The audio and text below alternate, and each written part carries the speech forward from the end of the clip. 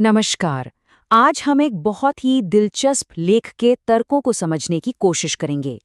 ये लेख वैश्विक संघर्षों और जो बड़े-बड़े शासक हैं, उनके अहंकार के पीछे की वजहों को बहुत बारीकी से देखता है। तो चलिए सीधे मुद्दे पर आते हैं। तो देखिए, ये पूरा विश्लेषण शुरू होता है एक बड़े ही दिलचस्प सवाल से। अरे, एक जमाना था जब अमेरिका में हाउडी मोदी जैसे बड़े बड़े कार्यक्रम हो रहे थे, नेताओं के बीच गहरी दोस्ती की बातें हो रही थीं। तो फिर आज आज अचानक ये चारों तरफ सन्नाटा क्यों पसरा है? ये जो स्लाइड है ना, ये अतीत और आज के बीच का जो फर्क है, उसे बिल्कुल साफ दिखाती है। मतलब सोचिए, एक तरफ तो हाउडी मोदी की वो धूमधाम, दोस्ती के बड़े-बड़े दावे, और दूसरी तरफ आज बस एक अजीब सी खामोशी है। वो जो बिजनेस के सुनहरे मौके थे, वो सब अब ऐसे सवाल बन गए हैं जिनका कोई जवाब ही नहीं है। तो चलिए, अब इस विश्लेषण के पहले हिस्से में थोड़ा और गहरा उतरते हैं और समझते हैं कि ये रिश्ते आखिर बदले क्यों, और ये चुप्पी ये क्यों है। चलिए थोड़ा सा पीछे चलते हैं।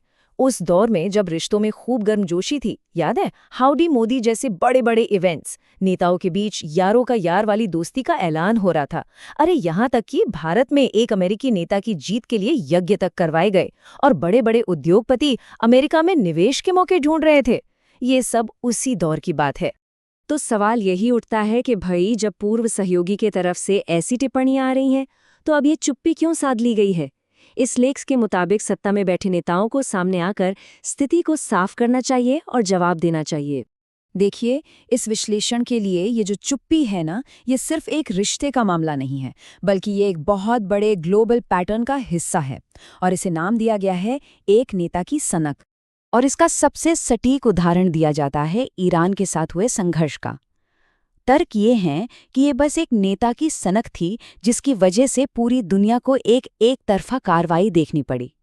यहाँ पे जो आरोप है वो बहुत सीधा और साफ है कि युद्ध किसी भी अंतर्राष्ट्रीय संगठन में चर्चा के बिना शुरू किया गया था। अब ये बात जो है, ये पूरी ग्लोबल व्यवस्था पर एक बहुत बड़ा सवालिया निशान लगाती है।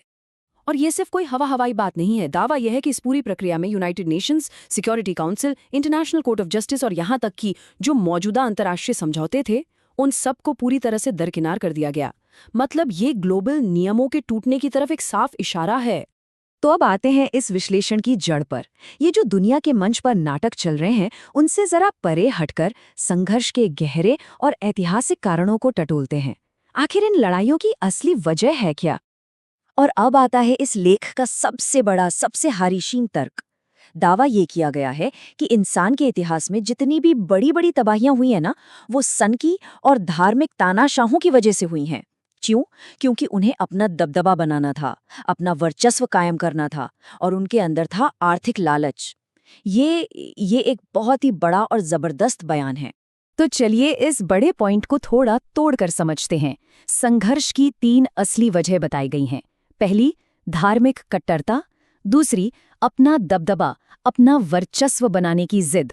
और तीसरी, पैसा यानी आर्थिक लालच। इसके अनुसार इतिहास की बड़ी से बड़ी तबाही बस इन्हीं 3 वजहों के इर्द गिर्द घूमती है। और यहीं पर एक बहुत दिलचस्प विरोधाभास भी सामने आता है। आप देखिए, दुनिया के ज्यादातर धर्म सिखाते क्या हैं? भाईचारा, न्याय और प्रकृति की रक्षा। लेकिन अक्सर उन्हीं धर्मों के नाम पर काम करने वाले नेता ठीक इसका उल्टा करते हुए नजर आते हैं। इस तर्क को एक कदम और आगे ले जाया गया है और एक बहुत गंभीर आरोप लगाया गया है।